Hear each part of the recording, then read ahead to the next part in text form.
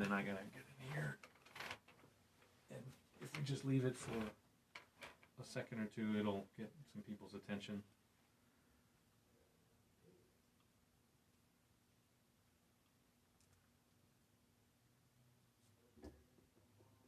Just tap on the mic or say something. Hey, check. Okay. Test. Good stuff. You ready? Here we go. Hey y'all, Pastor Emil here with another episode of Sweet Jesus. Taste and see that the Lord is good. Ice cream is sweet. All kinds of things in life are sweet. Dessert happens to be one of the sweeter of all those things. But Jesus is far sweeter, and that's why we're here to talk about how sweet Jesus is and how much he can do for us in this life and how much he has to offer us in the next also. But I've got a guest here, excited to finally get him in here, Gary LeBlanc. I met Gary at a Zoom meeting, actually, an SMA Zoom meeting. He came to share his story, his testimony, and to talk about the work that he does. And I just thought it would be something that would be really fantastic to share, because I think there are probably a lot of people struggling with some of the same things you've struggled with. And what better way to do it than sit down, talk about it, and let everybody listen in. Amen. So, tell me your story, Gary. Maybe we just start with who you are, where you come from, and your life story, how you met Jesus, and the struggles that you encountered, and how Jesus kind of helped you overcome that. I'll try and direct you a little bit, like you said earlier, but I think you're probably going to do a pretty good job all on your own. You've told this story before, right? Right. So go ahead. Oh, yeah. My name's Gary LeBlanc. I'm a certified sex addiction recovery coach, and also work in sexual integrity ministries with the Archdiocese of New Orleans. And I'm the founder and director of Strengthen Your Brothers online recovery community, which is basically a virtual rehab for sex addicts. It's a support group and community that we have online. But yeah, that's what I do. It's not something that I planned on doing originally. Something that God, over time gradually revealed, what his plan was for my life, and took me in a different direction than I was kind of going in at first. Yeah, I don't think you ask 7-year-olds, like, hey, what are you going to do when you grow up? They don't say, hey, I'm going to be a certified sex addiction recovery coach. That's what I want to do. But, I guess my story kind of starts back. I come from a very dysfunctional family, a very large family and a good family, but not without its, its dysfunction and its brokenness, and mostly Italian, Sicilian, with some French and some Spanish. So that culture is really alive in New Orleans. A lot of Catholic culture, and family's really important, food's really important, and religion's really important. That's the three biggies for us. Family, food, and religion. And everything's a festival. We've got to make it faith, family, and food. Right, because faith's got to be first. But so yeah, I came from that family, and unfortunately, though, the only people really into the faith and that were true believers, at least according to my knowledge, what I saw growing up, was my grandparents. Everyone else was kind of like Catholic by culture, Mm-hmm. and they're Catholic because they're from New Orleans, or they're Catholic because they're Italian or whatever, Yeah. So, but so I had a very dysfunctional family, and we grew up. There was a lot of funerals and wakes that I would go to for people with drug addiction that had overdosed, or just random things. It was just a lot of, there was mafia stuff, and you could make a movie out of my family's life growing up. But so no wonder I got into so much craziness as a young teen. But really backing up, it started for me with my path down to brokenness and down that path of addiction. It all started when I was 4. I was sexually molested by a family member. And yeah, that was kind of like the door opening up for me towards that deviant world, as a young child, so innocent and so young, but fast forward, I was 7 years old when I first received a pornography magazine. This was back in the 80s, so we didn't have the internet porn yet. So, yeah. But we passed around the neighborhood. All the kids had their little Playboy magazines or whatever.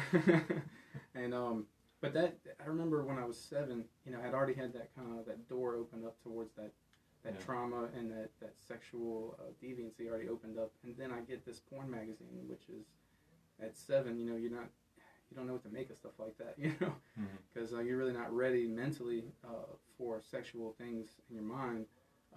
So it's kind of like premature, so it's more confusing and shocking, but at the same time, it does kind of activate that primal, that sex drive. So you do have that sexual part of you, even as a younger person. I mean, pleasure feels good. So I remember, that early on already being awakened to that whole world of pornography and fantasy and masturbation, which kind of comes along with the territory. And that as that developed, simultaneously, also developing more dysfunction and more brokenness within my own life. And I had an older brother who was kind of in and out of detention centers and juvenile facilities, and he was only 2 years older than me, but he was doing stuff, at 10 and 11 that most people don't do until they're in their 20s, So he was a person I looked up to. So as he was introducing me to, marijuana and alcohol, kind of like punk rock lifestyle, partying and all that. I mean, I was 10 years old and I was getting my first tattoo and drinking a 40 and smoking weed, So it was kind of, it was a weird life, man. I grew up really fast. And so I have that whole thing at play. Meanwhile, I'm also developing the secret sex addiction the whole time, like, side by side with that, which, so by the time I was really 10 or 11, I had already become a full-blown sex addict. Wow. Yeah, it usually, you can call that Dr. Patrick Carnes. He's one of the leading sex addiction experts in the field of sex addiction research and studies, and he calls that the developing stage. So that's kind of that stage where your addiction is developing. It's not necessarily at its peak at that point, but it is in the process. It's in the early stages, and for me that was 10 to 13. Wow. So and unfortunately, whenever you start developing an addiction to anything, it could be porn and masturbation, fantasy, sexual things, or it could be drugs or alcohol or anything, gambling. As soon as you start to develop that addiction at that development stage, your brain kind of stops. It kind of arrests. It's like an arrested development, basically. So emotionally, you stay kind of at that age for the rest of your life, because you never learn how to deal with emotions. You never learn how to deal with anger or deal with anxiety or stress or anything, any kind of uncomfortable feeling. And as addicts, we just stuff it down. We numb it. We try to self-medicate through anything that is pleasurable or takes us out of reality into that fantasy world of pleasure, to kind of numb us out to where we don't have to face whatever's in front of us that's uncomfortable. So, and that process is pretty much the same across the board, no matter what type of addiction you might have. So emotionally, I'm doing this stuff at 10, 11, 12, 13. I'm an emotional 10-year-old, when I'm in my 20s and in my 30s in my marriage. And it took me to get into recovery in my 30s to really start dealing with these things and dealing with, how do I deal when somebody comes at me and offends me? It's like, how do I deal with that and not just, just numb out or tune it off or go to fantasy land? I have to face this and feel this and process through it. And it was difficult, having to feel for the first time and having to really learn how to deal with these things. So emotional development didn't start for me really until 30s, and this is what happens in addiction. So it's I don't know if I've ever thought about that aspect of it, that these ancillary kind of effects, right? So like you are not just stuck because of the addiction and kind of in this other world managing that and trying to get the high from whatever, right? This is sex addiction, but then there's this other aspect where you just can't function, right? The parts of your brain that you need to develop aren't developing. Right. So the younger, obviously the less developed. Right, definitely. And not only do you have that, that emotional kind of stunting of your emotional growth, but you also have your cognitive abilities. The prefrontal cortex is that part of your brain right behind your eyes and your forehead, and that's what controls your attentions, keeping your focus on things. It also is critical thinking, making decisions, thinking things all the way through to the end result, and that really begins around that age and kind of goes, I think, from 15 to about 25 is really like when you finally have a fully mature prefrontal cortex. And I think that's why insurance goes down at 25. Car insurance. Yeah, there's something about the reptilian brain, right? That takes over until this part of your brain, right, prefrontal cortex, gets strong enough to basically keep it in check. Yeah, exactly. Because that's not just addiction; that's trauma too. Right. If you've been under extensive trauma, if you haven't been able to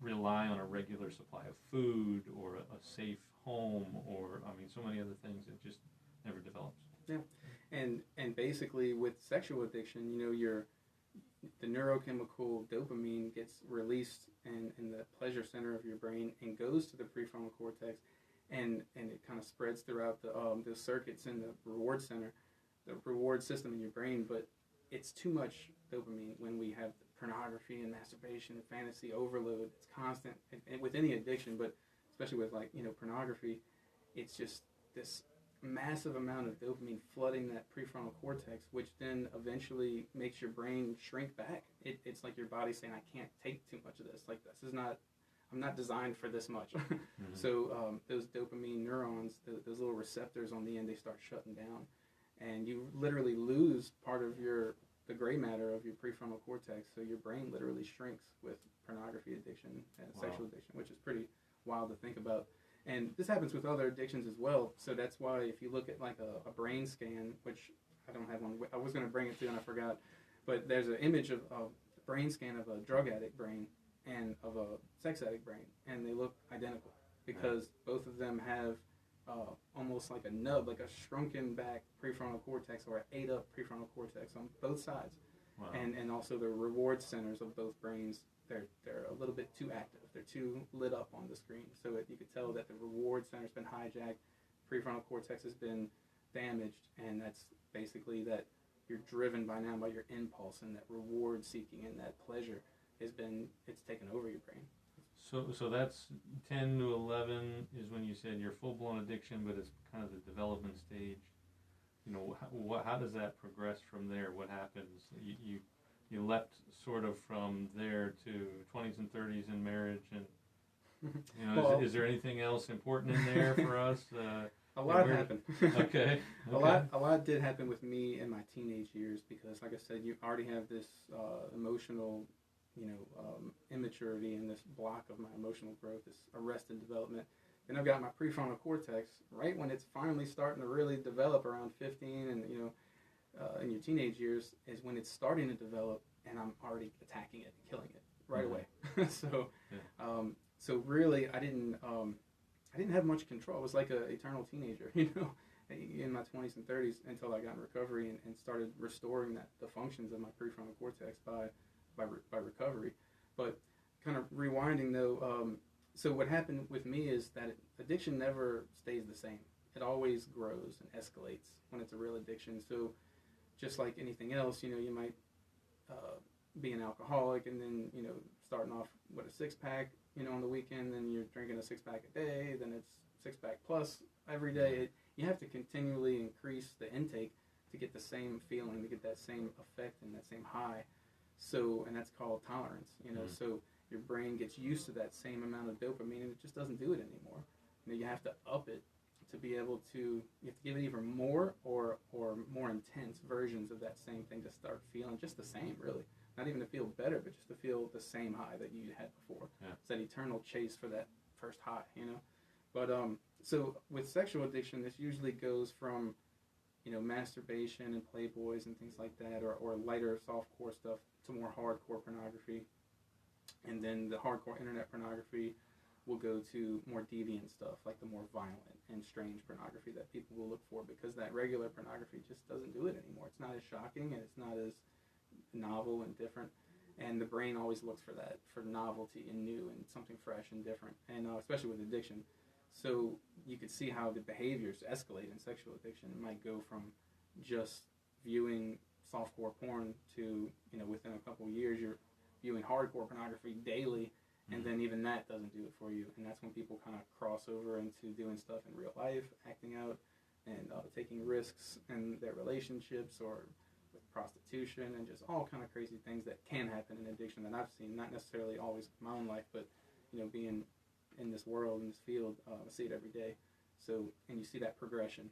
So it can definitely go from softcore to hardcore to child pornography even with some people, and that's illegal, and that could, so your decisions and these choices that you make or that, that happen can really come back and bite you in the end with there's real consequences to sex addiction. A lot of people don't realize that. They think that, oh man, sex addiction's not an addiction. Heroin addiction, that's a serious addiction. That'll kill you or something, Or you really this will mess up your life. Right, this will mess up your life, man. You could be arrested. You can lose your. I work with people every day that, they get into recovery because of the rock bottom experience, because of what happened to them. Some of these guys have lost their jobs from looking at porn at work or doing something at work illegally. Some guys have lost their marriages and families that they've had for years, and now they don't even get to see their kids anymore, and they're divorced, living in a single room apartment, and they used to have this big nice house with their wife and children, and that's the biggest thing that they lost for them. It's a terrible consequence, but some people contract diseases. One of my great friends in recovery, he has HIV because of his sexual addiction. That's, and that could, if you don't keep that in check, that can develop, of course, and it could kill you. So your teenage years, you'd started to talk about some things going on there, and then I think we got back on the science of addiction. Thank you for directing. Yeah, you asked me to do that, so I talk like that too. So your story, as far as how that develops and how Jesus fits into that picture. I think in your when you talked to the SMA, I think in high school is when you kind of got into church and you met Jesus and how you were actually almost, I think you were leading worship, or you were on a track to be a pastor. Yeah, exactly. So how does that all develop? Meeting Jesus, all that, and then the addiction. Like, let's stick with Jesus first, and then I'll redirect as necessary. I told you I'm gonna need direction. Hey man, that's fun. So when I was a teenager, I'm living this crazy lifestyle. I was a punk rocker. I had a mohawk, and I'm playing drums for a band in New Orleans, and living that crazy, sex, drugs, and rock and roll kind of lifestyle. Yeah. But when I was 15, I had an experience with Jesus Christ that changed my life forever, and I could never go back to the old way of life. I can never go back to the way I was before, because it's almost like the Matrix. Like I took that pill, the other pill, and woke up, and it's like I would never go back because I know the reality now. And I did have a real encounter with Christ, and I was kind of an agnostic before. It's like there could be a God. Maybe my grandparents are right, or maybe who knows. But I just wasn't too concerned with it. But I had that encounter with Christ at 15, and it seemed like the drugs and the partying and all that and the old friends, it was kind of not easy, but it was like this was so good. This new life was so awesome, and Christ was so amazing. I didn't really need that anymore, and I didn't want that. I didn't want to go back to the dream. I wanted to be in reality. So I kind of parted ways with all that. But the one thing that stayed from my old life was the sexual addiction. Like it just didn't, nothing. It almost got worse, because now, like, I really feel bad about what I'm doing, and I'm full of guilt now, and I'm like trying to get out of this guilt cycle. And so, what was that experience with Christ like? How did you get there? I think you mentioned like a friend of yours. His dad was a pastor, is that right? And that's kind of how you got connected. And talk about that a little bit, because I think there are people that want people that they know and love to know Jesus, but they're not sure exactly how to go about it. And how did that happen for you? And what was that experience like? How did it come? I mean, obviously it was a pretty big deal because you gave up all this other stuff. Right. Obviously, Jesus doesn't magically fix everything always.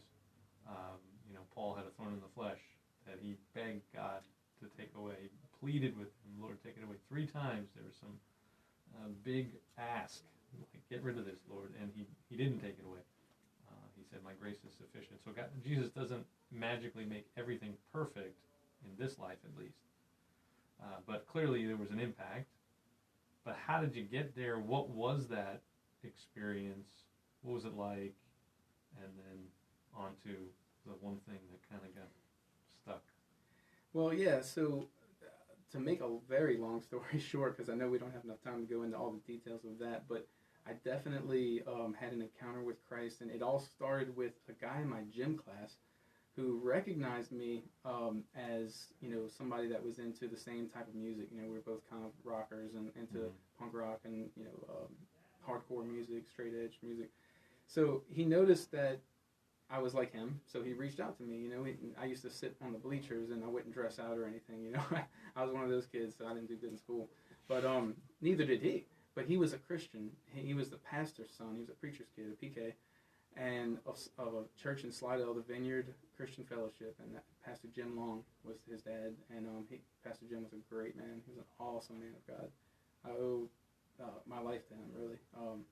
But his son Jamie just so happened to be in my gym class and also didn't dress out and stayed on the bleachers and looked kind of like a little rocker, So he eventually, we kind of just started talking and we met. He befriended me and we started hanging out. And my band that I was in had just broken up, and I was a drummer. So I was like everybody was looking for a drummer around Slidell at that time for different, bands like that. So they heard that I had broken up with my band, so they were all trying to reach out and get me in their band. And How come out of it? Right. And he was one of them. He had a Christian hardcore band, which I didn't even know there was such a thing. I wasn't a Christian, so I didn't know. But he was the lead singer for this Christian hardcore band that had a guitarist, had a bass player, had a singer. He was the singer. They didn't have a drummer. So he asked me if I would come jam out with them, and I'm like, man, that sounds cool. I just broke up with my band. And he's like, well, we're a Christian hardcore band. And I was like, I don't know if this is going to work out because I'm not a Christian, Yeah. Like, I don't really, believe in anything. He's like, it's okay, man. Just come jam out with us and see if you like it. At least just play, just for fun, just hang out. Yeah. So I was like, all right, whatever. I'll do that. So I did, and through going to these practices with these Christian hardcore kids, I saw the love of Christ, in their eyes and in their actions and just around them. It was like this.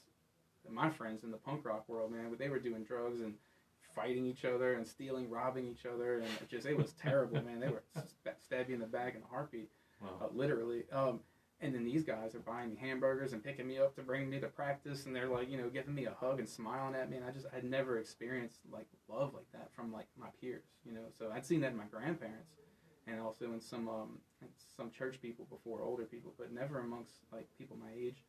So it was really impactful, but made a good impression with me, kind of opened me up a little bit, but I was still pretty stuck in my ways mentally that there's probably not a God. And if so, it's just too much to give up, man. I got to have my own life and do my own thing. But that's I think all of that right there is important for people to remember, to recognize that there's a whole lot that goes into reaching somebody before you ever say anything, right? So, right.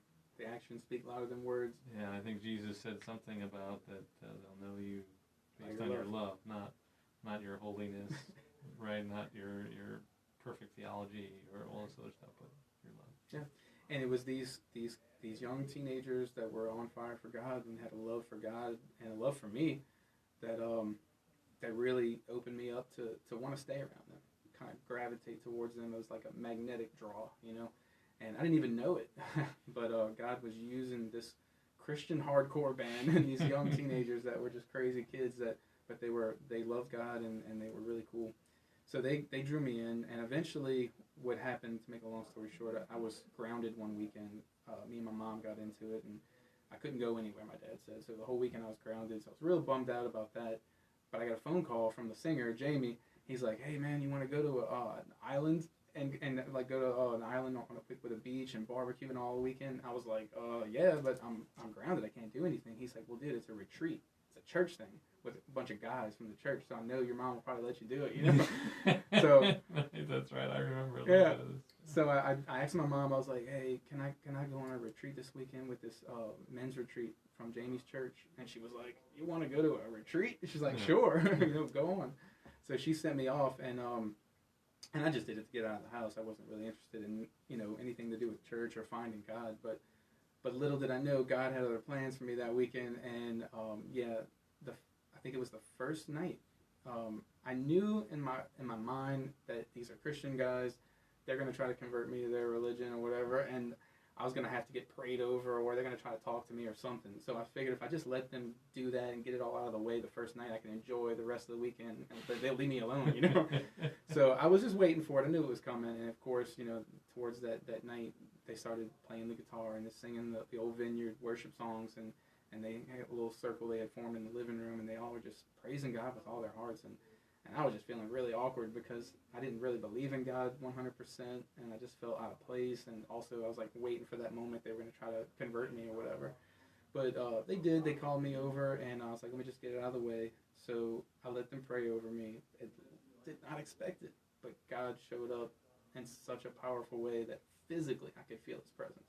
So strong. It was like, I really can't describe the moment. Just to say, I guess the best way to describe that would be it was intense power, intense love, and intense warmth and heat, and so much of it, and it was so tangible and so real. I mean, I felt like my whole body was going to explode, like with just too much goodness, when they were praying for me. And so I was actually getting the breath together to tell them, stop, I can't take this prayer anymore. And it's like God let them know, and they just stopped praying for me, and they said, all right, God bless you. And I just walked away, and I just felt so much peace, like I'd never felt peace before in my life. It was such a serenity and a true peace of my soul. And I went outside by myself, and just it was nighttime at this point, so I was just watching the waves come in on the beach by the moonlight and feeling that breeze off the water, and at the same time just still feeling this like almost hangover from God's presence, but in a good way. It was like the leftover like piece of His presence, and it was amazing. And I was like, man, God is real. Like, this is crazy. Like, these people were for real the whole time. And I became a believer in God that moment. That was when I really met Him consciously for the first time and made that decision to follow Him. And I remember just all I could think about was this the whole weekend. And now I'm the opposite. Instead of just getting that out the way to enjoy my weekend swimming and eating barbecue, I'm like just thinking about God the whole time, and the barbecue and all was just getting in the way. I'm like, I wanted to think more about this. So when I got home, I asked my mom to buy me a Bible, and she literally left the house like that minute, bought me a brand new Bible. Like, came back like 30 minutes later, I'm peeling it, the wrapper off. It was an old NIV Bible. Wow. And brand new, and I just devoured it. I started reading in Matthew. Something told me just read the New Testament, so I started reading in Matthew, and I didn't stop until the sun came up, and I was still reading. Wow. And this was every night. I would just spend most of the day and night just reading the scriptures, coming in to know who Jesus is through reading the Gospels, reading his story there, and like all that He did and preached. And I felt like I was growing in this new relationship with like a lover, like I was falling in love with this Jesus person. And it was so weird for me because, I mean, just a few months ago I was a punk rocker, an atheist.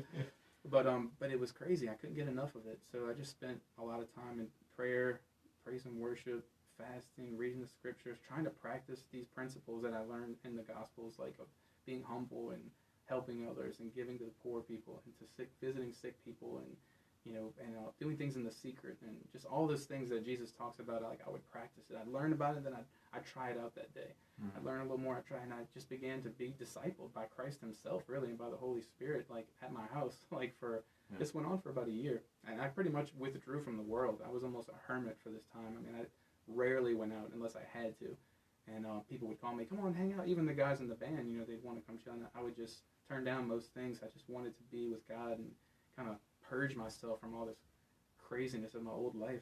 But the only thing that stayed, man, it was crazy, was that the sex addiction was still there. It was that thorn in my side that never did get removed, because God said, my grace is sufficient. Your weakness is where my power will be made manifest. And I didn't understand all that at the time. I just knew the struggle was real, and I was going through it hardcore.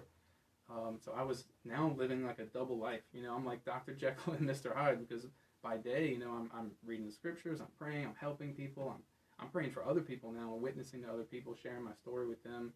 I'm going to church. I'm working in ministry. I'm on the worship team playing drums now for the music ministry. I'm, like I said, sharing my testimony with other people. Sometimes I would do Sunday school for them or just anything. I was always helping in some way in ministry, but at the same time, I would secretly have these struggles, these sexual struggles with masturbation, occasional pornography, and fantasy, and also objectifying women with my eyes, which I think that's more of a common to man problem, but for an addict, it's like turbo mode at times too.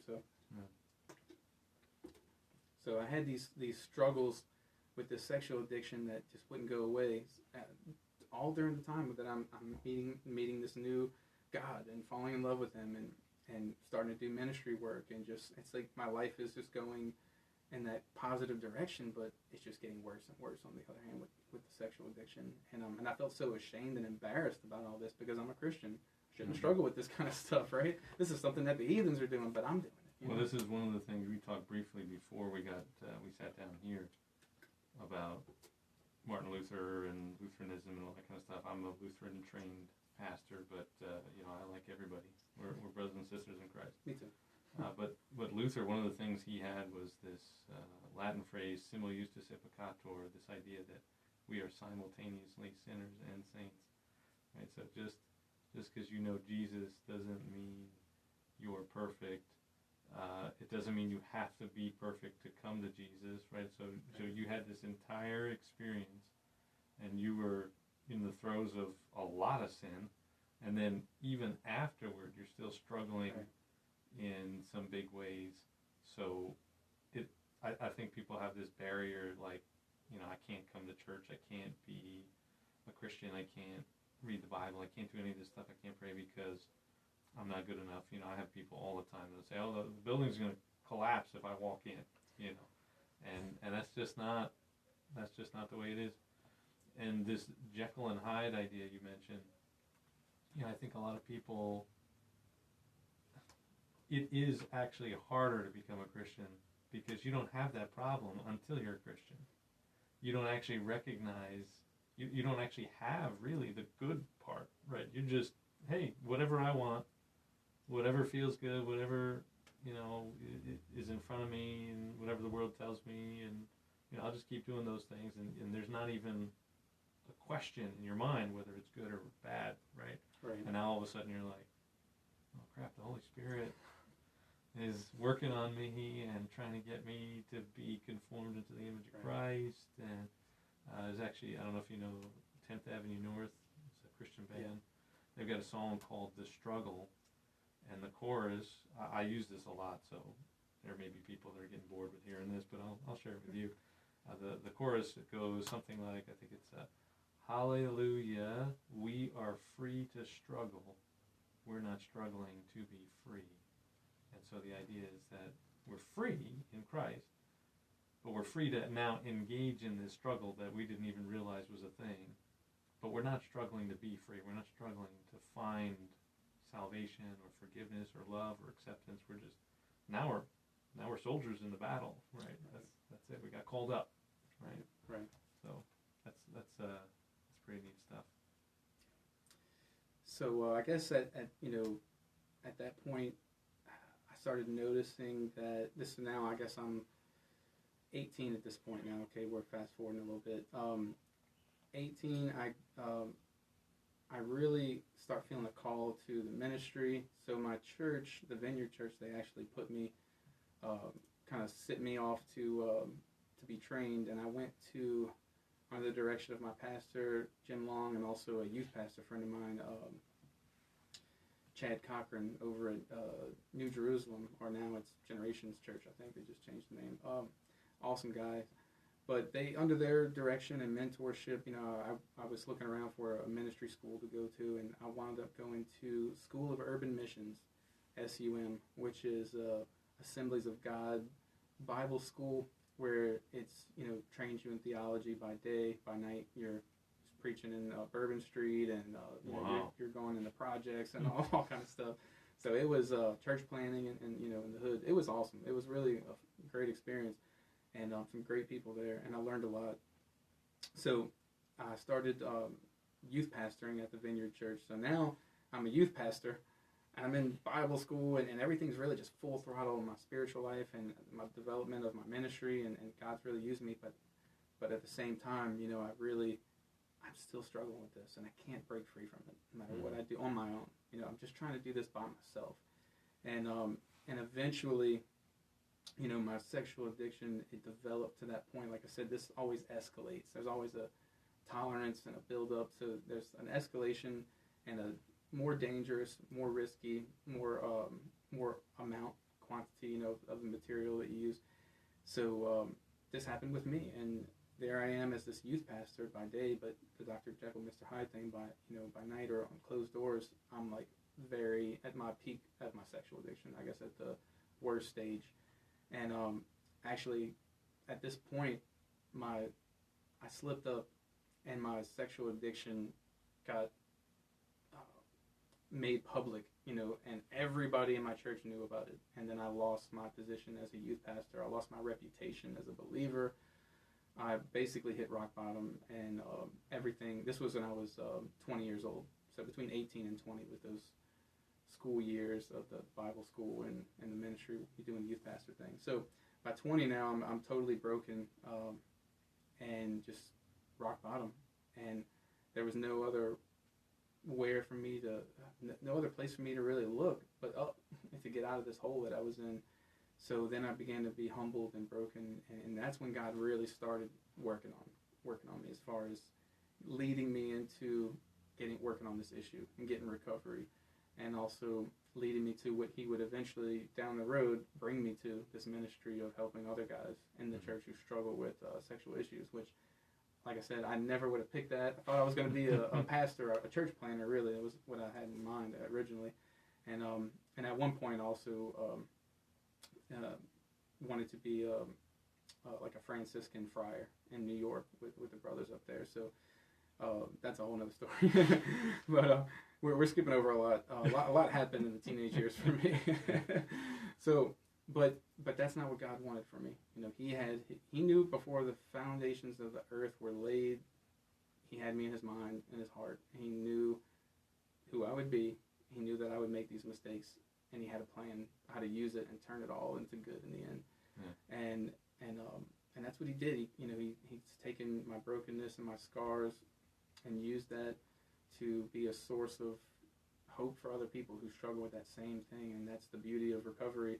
Is God can take your brokenness, and through recovery, from addiction, you can heal, and not only heal, but then you've got all these healed scars that give other people hope, give testimony that, like, I've been through this and I've come out of it. You can too, and you could be there to help your, as we say, carry the message. Step 12. So we can do service work and help others along the way, and that's what God had envisioned for me from the beginning. So that journey was kind of a long journey. I didn't technically get into recovery. I tried a few things. I tried just talking with a pastor about it and doing sexual integrity work, reading a book by Neil T. Anderson. I think it was Bondage Breaker, one of those Neil T. Anderson books. And it helped a little bit, but it never really, I needed recovery. I needed a real recovery. I didn't need to just talk to my pastor and that's it. I needed to get into a program with other people who are struggling and go through the steps and really get work on this stuff and get major healing. This is not going to read a book and I'm going to be better type of thing. Mm-hmm. So I had to really work the recovery program. And it wasn't until years later, after I got married, the Lord blessed me with a beautiful, awesome wife who puts up with my craziness and puts up with me. And she's a saint. So God blessed me with her and 3 beautiful children. And eventually in my 30s, I did enter recovery. And officially, after the years of trying to, I think it was about 13 years, really, that I just tried to do it on my own, just by kind of reading books, talking with the pastor or with a person here or there. Not really fully working recovery, but just kind of trying to manage. I was in control of that, and kind of either by myself or maybe with one other person. And that just didn't work. I would get moments of temporary relief where I would go maybe 6 months without looking at porn. And then I'd have just this big blowout binge, look at it all weekend long, and feel terrible. And oh my gosh, I can't believe I did this. God, I'm so sorry. I'll never do this again. I can't believe. And then 6 months later, same exact things happening again. So Mm. I was able to get some length of sobriety here and there, but it was always followed by a relapse, and sometimes even worse off than before. So it really wasn't fixing me. It really wasn't doing it for me. So it was good that I had the motivation to try to kind of work on it, but I wasn't going about it the right way. So I really needed to enter into recovery officially and humble myself. Like, yeah, I'm an addict. I have this issue, and I've got to reach out to other community and with other people and really get the help. So eventually I did that. This was 6 years ago in 2015. And I entered a faith-based 12-step program for men who struggle with pornography and sexual addictions, and began to, over time, get a sponsor, work the 12 steps. 12 steps are really based off of the Bible. It's in its origins. Dr. Bob and Bill W., the founders back in the 30s in 1935, they were coming from that Christian worldview, and a lot of the 12-step principles and the steps themselves really are just the gospel. It's like coming to Christ and realizing that you can't do this on your own. You need the grace and help of God, surrendering your life over to Him, then kind of, looking at yourself and like really seeing what you need to change about yourself and letting God help you to make that change, because you can't do anything without the grace of God, obviously. Yeah, I mean, a lot of what you're saying, I know, is unique in a lot of ways to the specifics of addiction and sexual addiction. But like you said about the 12 steps, I mean, this is really what it's like in life for everybody in some way. And coming to Christ is about, hey, you got to recognize there's a higher power. You got to recognize that you can't do this, that you need help. Right. And so many people aren't willing to admit that that much, right? But the fact is that we need an awful lot more help than we like to think. Definitely. So I worked the steps, got a therapist to work on underlying issues. I really dealt with a lot of shame from my past and a lot of trauma, and I wasn't even aware of that stuff. This stuff has been so stuffed down within me and so covered up that and like I said, I was an emotional 10-year-old, and I never really dealt with anything. So everything from my childhood, everything from my past, even with the newer trauma from my losing my ministry and the big fall that happened that was public and everything. That was all trauma. That was all. I mean, I had to get healing from my childhood, healing from that big moment of rock bottom in my life, and all the insecurities and shame that I had held on to, and I had to work on that stuff. So working the steps with a sponsor and getting a therapist, a Christian therapist, Christian counselor to really help me work on that shame, which I'm so grateful for God bringing me. My therapist, he's an awesome Christian counselor. It really made some major breakthroughs, and I was able to, kind of make a better connection with myself and just kind of come to terms with who I am and forgive myself. I was never able to forgive myself. In the 12 steps, kind of in between steps 8 and 9, you, it's kind of like 8.5, you have to make a forgiveness list, and you have to forgive everybody that's ever wronged you before, and it's really, really difficult for a lot of people. But for me, it was really easy. It was like I didn't hold a grudge against people. I understand. I'm very compassionate, and when I look at people, I'm like, well, I could put myself in their shoes. Like they would, I could do that too if I had those situations or whatever. But the one person that I couldn't forgive was me. It was so crazy because the one person you would think because I'm selfish, so you'd think it'd be easy to forgive me, but it wasn't. Yeah. It was the hardest thing in the world to really forgive me for all the things that I've done to myself.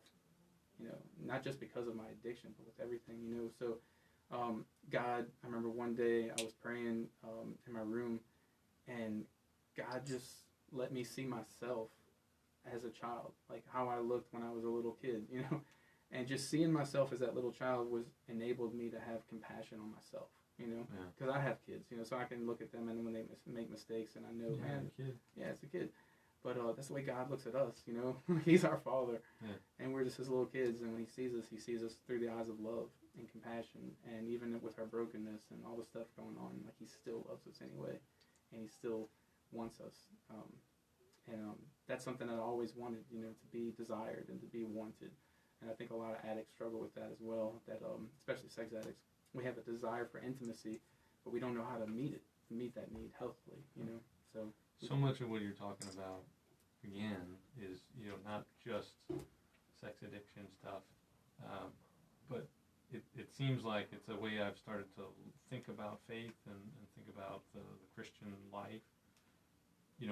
So many of us are not willing to lean into our pain.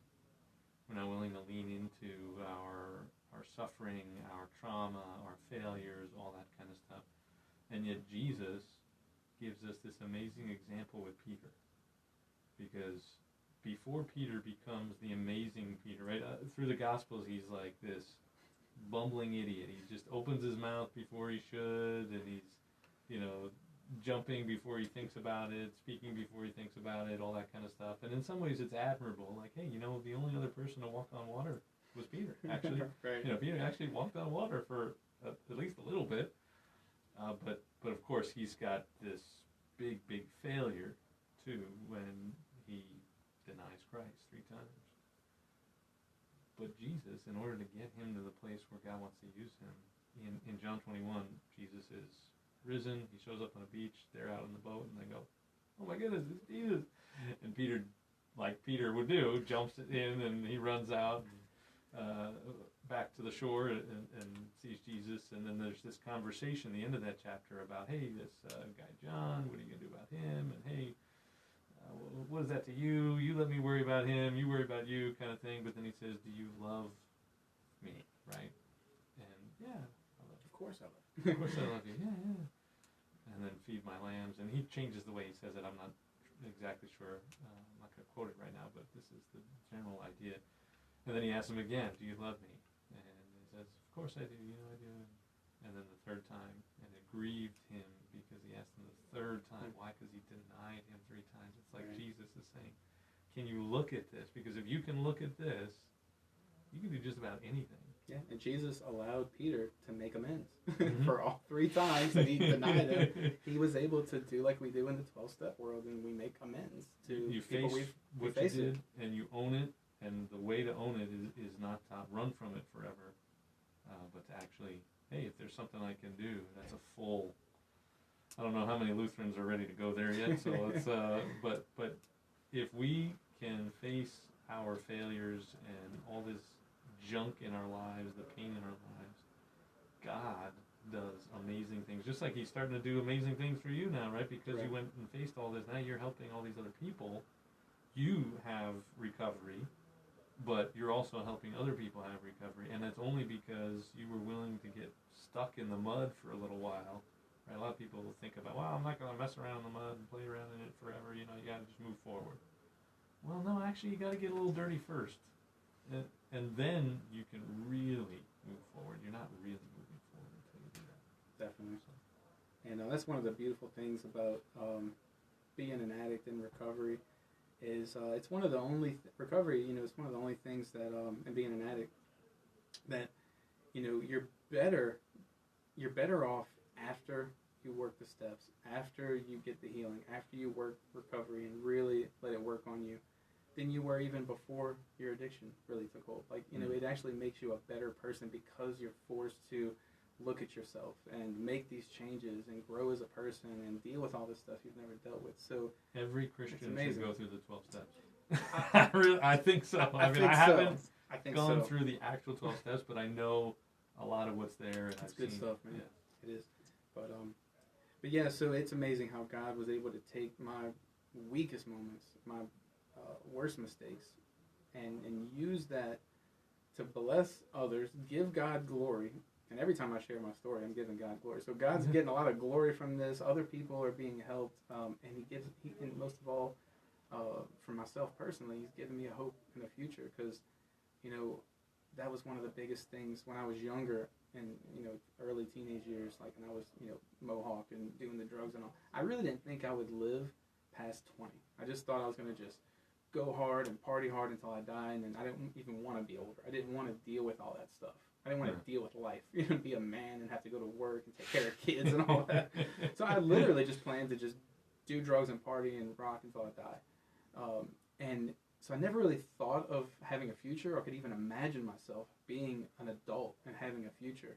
And then when I finally started getting out of that world and getting into God and church, and God starts using me, and then I blow it, and have this huge rock bottom, lose my ministry. But then God in his mercy, like, even takes that to give me another hope and another future and another ministry. And now I'm living like the dream of, in a sense, just helping people every day. They say you don't really, work's not work if you love what you're doing or something. Yeah. And it's true, man. Like, every day, I have to speak, share my story, encourage people, talk on the phone, go to meetings, lead meetings. I'm writing blog posts. I'm doing this, doing that. Whatever I'm doing, coaching, one-on-one coaching. I'm able to really, like, use my weakest moment to help so many other people in their healing and in their journeys. And I feel so grateful for it, that God has given me this new life and given me hope and a future, something I never had. Yeah. And then I finally got and ruined it, but he gave me another one. He's a God of second and third and many chances. Oh, yeah. 70 times 7. We're often hesitant. We hate suffering. We hate the valley.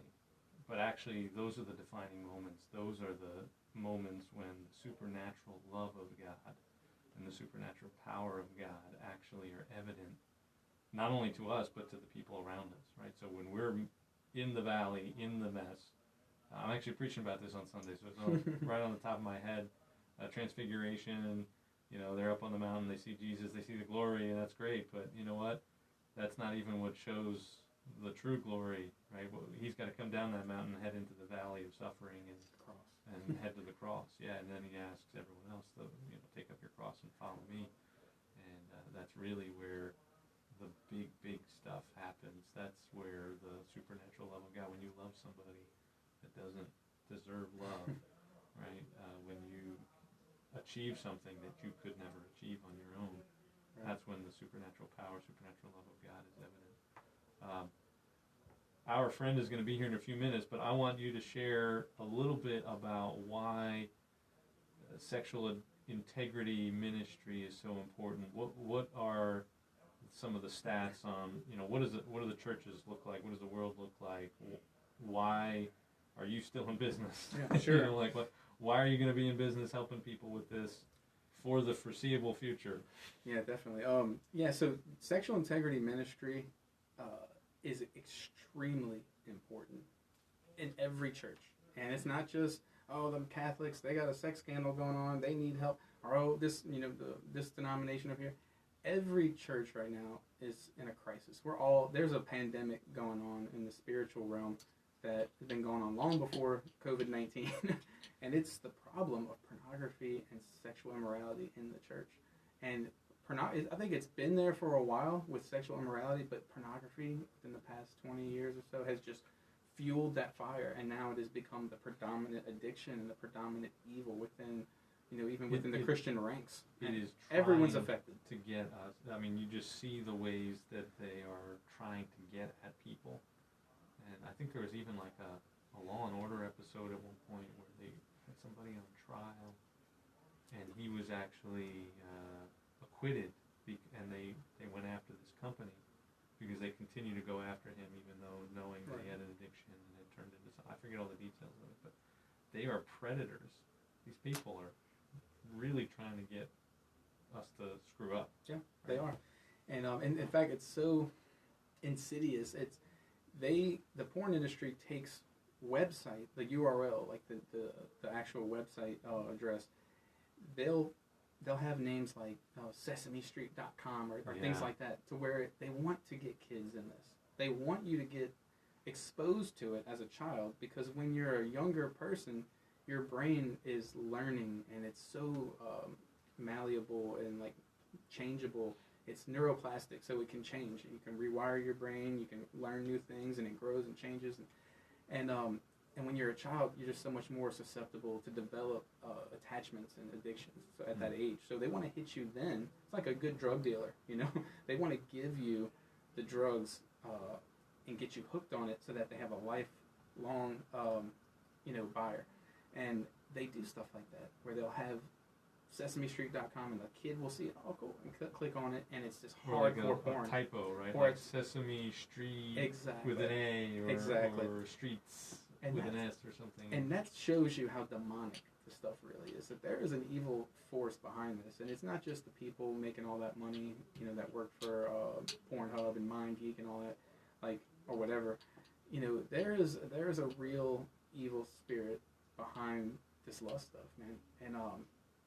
And I've seen them, I've felt them, I've wrestled with that demon for many years, and I can tell you it's real.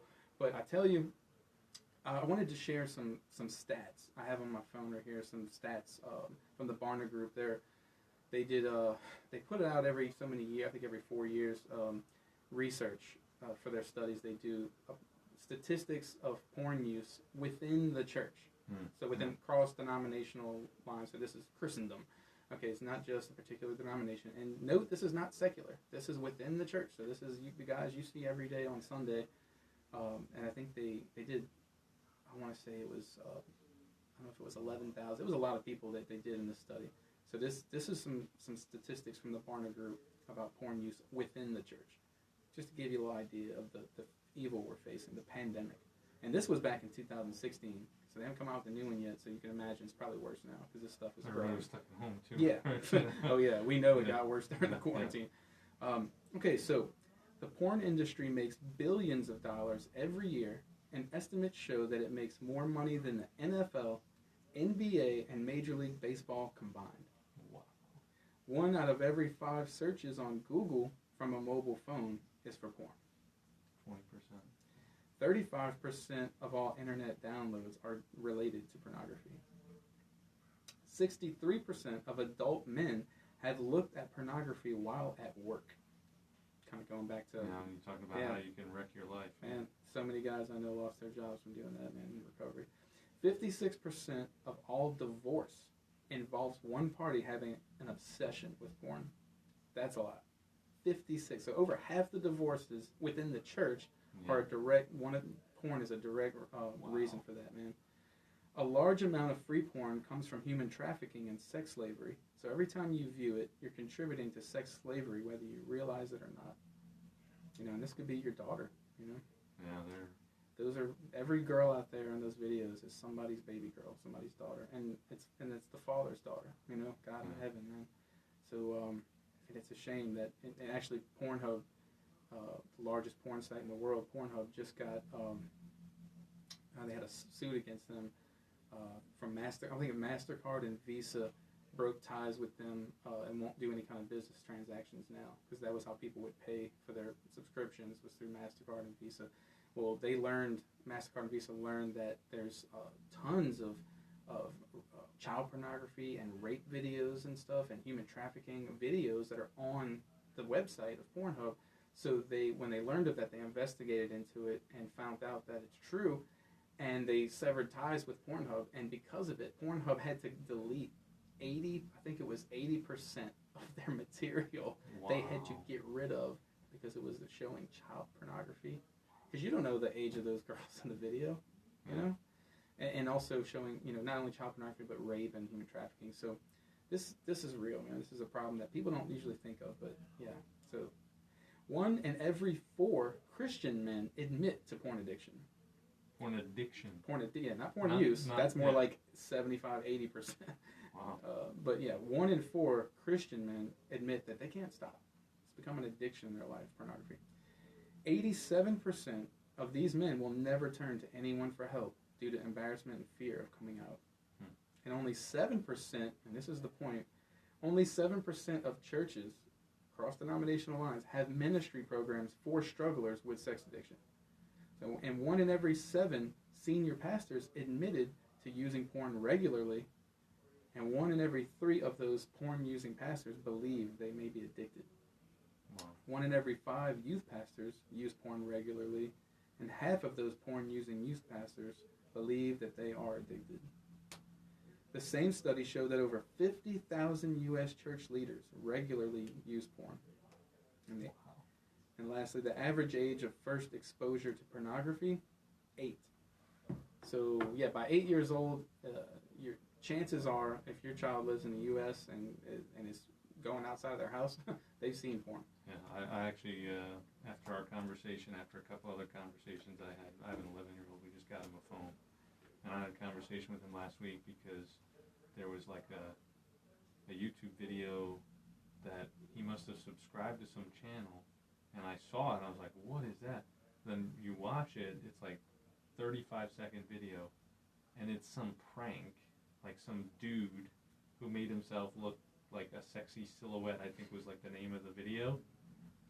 And so it shows some sexy looking girl dressed, and then turn out the lights, and then the silhouette looks like a naked woman, and then you turn it on and it's some dude in like pajamas, all Right. like weird, and he's like, ah, and it's like a funny thing, but I'm like, that's how they start. That's how they start. It's insidious. Yeah. Somebody is trying to get him, like you said earlier, conditioned to this. Right.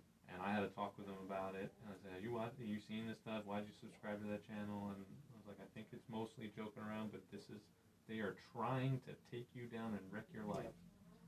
The same thing can be said about gambling too. They are trying to destroy people's lives.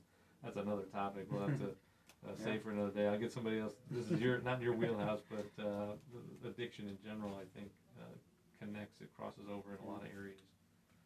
So we need to be a little more vocal, a lot more vocal, maybe a lot more intentional about sharing this message, and that's why I wanted you in here, because I've seen pastors, professors, friends, in and outside of ministry that struggle with this. I mean, I actually serve as sort of an accountability person for someone too, so I know. I'm not entirely sure, but I vaguely remember, and I think this is what it was, but they didn't really want to talk about it, that a professor, a Christian professor at a Christian seminary, basically getting booted out because of something to do with this. And again, I don't know all the details, but I'm pretty sure that's what it was. You know, the hush-hush and the just disappeared, and where's his computer? Oh, they're looking at, you know, that kind of thing. You know, part of me is like, no wonder why the church is a mess. Like, after these guys are busy sitting in their office looking at this crap on their computers, how are we supposed to get anything done? Right. It's crazy. You know? It's crazy, man, because it's such a problem within, you know, Christianity today in the church, and we've got to be more vocal about it. And you know, there's an appropriate way to do that for each, you know, age group, and for how each pastor or wants to implement that in their parish or their church. But we've got to be more vocal about it. We've got to have resources. We've got to be aware that this is a problem, and it's just an elephant in the room. We got to call it out, and also we got to reach our children. You know, we got to let them know to be aware of this stuff. And there's an age-appropriate way that you can do that. But if you don't say anything, by 8 years old, they're already getting the education from the porn industry. So you got to beat them to it from somewhere. And Covenant Eyes is a great tool for parents. CovenantEyes.com. That is an internet accountability software company that was developed by a Christian guy who wanted to protect his family and others, and it just grew, and now it's like the leading, you know, accountability software in the world. And basically, it'll block and filter pornography, but it also takes screenshots every so many seconds of your devices. That way, even if you can get around the filter, you know, your accountability partner will get that blurred screenshot and see that at that website you went to, and you can keep them accountable. So, but this is good for parents to protect the devices for their children as well. So Covenant Eyes would be really good for any Christian home, just for yourself and for your kids. I'm already thinking about it, like I said. Yeah. And just to let everybody know, we're going to have Gary back. We probably have somebody waiting outside. You may want to check your phone, see if she's texted. Tell her we'll be out in a minute. But we're going to have a group of folks going through some theology on this topic, theology of the body. So hopefully we'll be getting together the next few weeks or sometime over the next month or so talking about this. Maybe next week, I think, was the idea, the goal, to start that conversation, and just thinking through not just about sex, but marriage and family and all kinds of stuff. I'm excited. I haven't read through this book yet. I know you're very excited about it. So are Naomi and Chris. They'll be with us talking through this. So tune in next time. Like, share, subscribe this video to the channel, to our Facebook page, to all kinds of stuff. And you'll get access to more of the stuff that we start talking about in the weeks to come. But for now, thank you.